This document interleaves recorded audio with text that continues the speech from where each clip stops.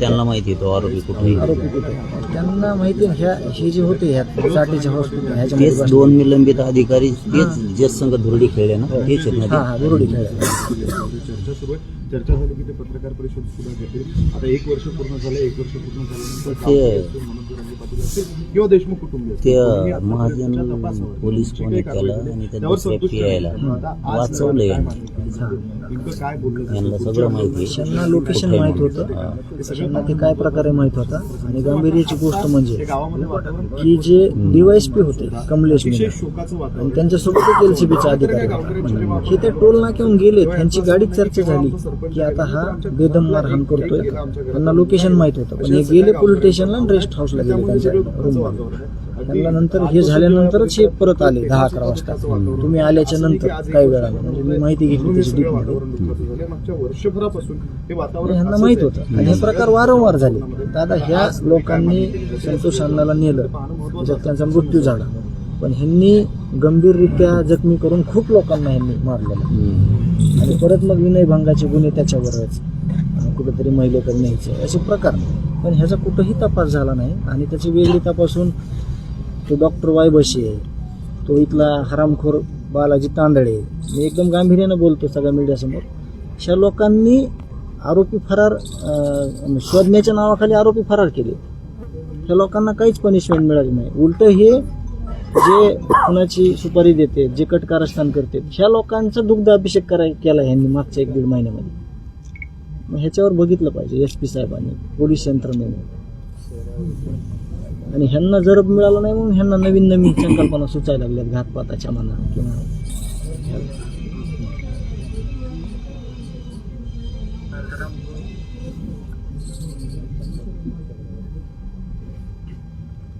एवढे दिवस 1 वर्ष कुठं नव्हता आणि दुग्धाभिषेक घालायला कसं काय आला? म्हणजे तू आरोपीचं समर्थन करणाऱ्याचा दुग्धाभिषेक करतो का? सरळ सरळ नाव आहेत स्टेटमेंटमध्ये, का उचलत नाही? फक्त गोरगरीब लोकांनाच म्हणजे हे करायचं का, त्रास द्यायचा का?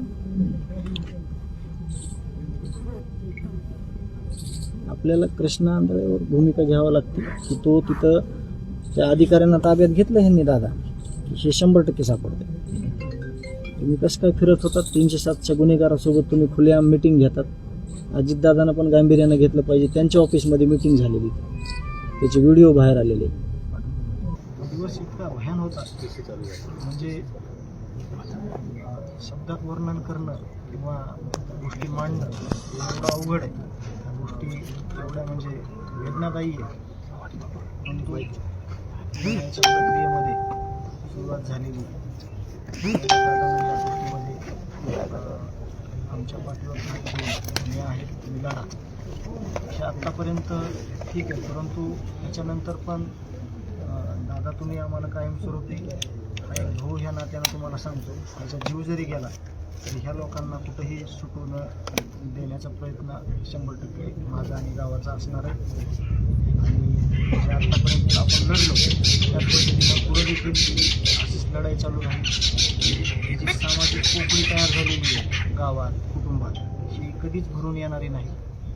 पण कमीत कमी न्याय मिळेल अशी अपेक्षा तरी आहे. 3 दिवस झाली तुम्ही कायमच्या सोबत राहा. भावना सगळ्या मानणं शक्य नाही कारण का सकाळपासून मी आता चर्चा केली.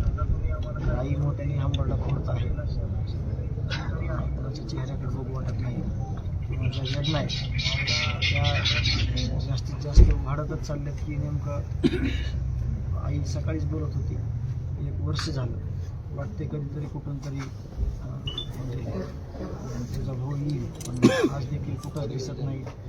आणि खूप भयान हे दुःख आहे. दुःख कुणावर आलं नाही पाहिजे म्हणून गावकऱ्यांनी आजचा दिवस हा ब्लॅक डे, काळा दिवस म्हणून घोषित केला आहे. आणि रात्री गावकरी सगळे मिळून कॅन्डल मार्च देखील काढणार आहेत आणि निषेध व्यक्त करणार आहेत आणि श्रद्धांजली वाहणार आहेत.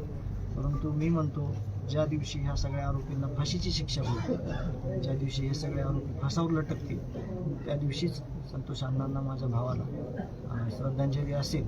त्या अगोदर श्रद्धांजली वाहणे म्हणजे घाईचं होईल कारण ह्या लोकांना शिक्षा झाली पाहिजे. ह्या लोकांनी अनेक लोकांवर अन्याय केलेला आहे, लैंगिक शोषण केलेलं आहे, आर्थिक शोषण केलेलं आहे आणि निष्पाप लोक मारलेले आहेत. ह्या लोकांना कठोरातली कठोर शिक्षा झाली पाहिजे. एवढंच मी आजच्या दिवशी बोलतो. धनंजय दादा, आता वर्ष पूर्ण झाले, जवळपास 365 दिवस. जो काही तपास झालाय, जी काही कारवाई झाली आहे, तुम्ही समाधानी आहात त्या कारवाईवर, तपासावर? त्यावर आम्ही आत्ताच थोडी चर्चा केली की न्यायालयानं देखील तपास अधिकारी जे आहेत त्यांना असं विचारलं आहे की या 3 महिन्यातला या तपासातला अहवाल तुम्ही सादर करा. येत्या 12 तारखेला सगळा अहवाल सादर होईल.